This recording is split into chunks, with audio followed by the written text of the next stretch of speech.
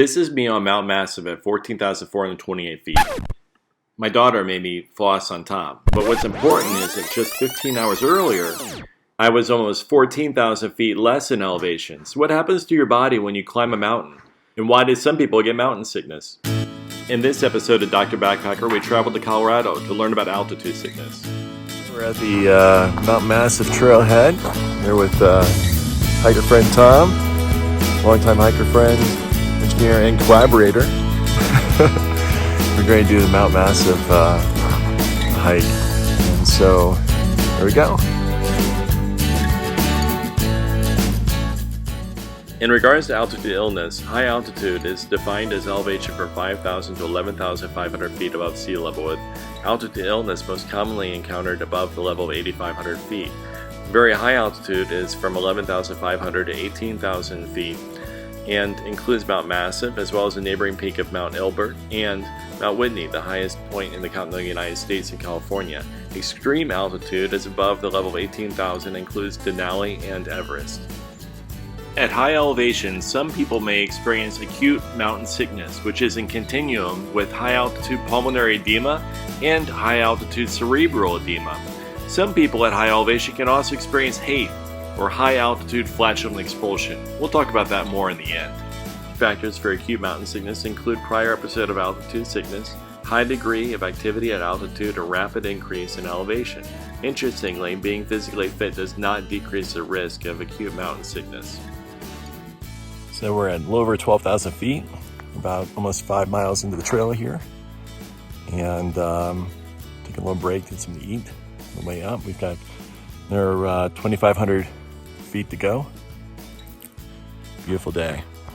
Mount Massive is approximately a 15-mile out and back trail which climbs approximately 4,600 feet in elevation, located near Leadville, Colorado. At 13,300. Here's the top of Massive. Got a mile left to go. We're now at 14,000 feet, 400 some feet away from the summit. Massive. Pretty quiet day, a very beautiful day. Not very many people out. People have been very gracious and considerate with space in this COVID summer. The body adapts to high elevation through both immediate and long-term acclimatization. You can hear the immediate response to the lack of oxygen at elevation in the video with my increased breathing rate as well as an increase in heart rate. Gradually, the body compensates over days to the respiratory alkalosis by excreting bicarbonate in the urine. This process is enhanced by taking medications like acetazolamide prior to climbing, which is a carbonic anhydrase inhibitor, and facilitates the excretion of bicarb in the urine to expedite acclimatization and help prevent high altitude sickness. Later, the body responds by other means, including increasing red blood cell mass and hematocrit. As altitude increases, the available amount of oxygen to sustain mental and physical alertness decreases with overall air pressure. However, the relative percentage of oxygen in air, about 21%, remains the same. So at 14,000 feet, the pressure is close to half that at sea level. So there are roughly 42% fewer oxygen molecules per breath. Symptoms of acute mountain sickness, namely headache, nausea, vomiting, and lightheadedness, also are noticed in dehydration as well as COVID. Treatment includes descending, but also using ibuprofen and acetazolamide. You can try to avoid acute mountain sickness by taking your time ascending. Top of Mount Massive. Indeed, 50% of those going from sea level up to 14,000 feet like we did experience acute mountain sickness. Therefore, acetazolamide or Diamox can be taken twice daily at 62.5 or 125 milligrams BID the days leading up to your ascent and during the time period you're at high elevation.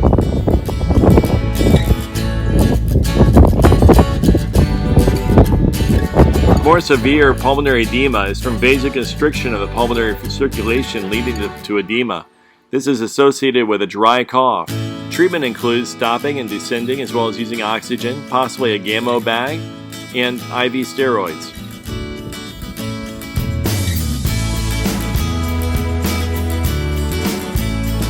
Summit of Massive.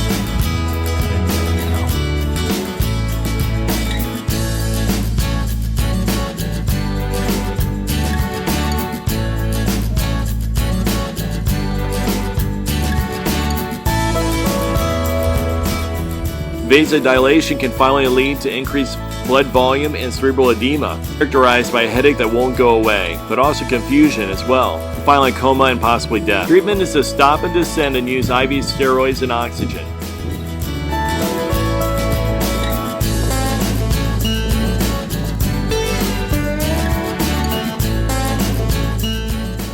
Because gas expands at elevation due to reduced pressure, some people might have high altitude flatulence expulsion. Initially described in the 1800s but popularized in the 1980s, you hope this doesn't affect your friends while you're hiking. Just like gas expands while taking off in an airplane, at 14,000 feet, gas in your colon can expand up to 2 times that at sea level, and it expands up to 4 times that at sea level on top of Everest. Hope this helps if you're climbing Mount Massive or getting mountain sickness. Make sure to like and subscribe if you like this video. Thanks, and see you at the trailhead.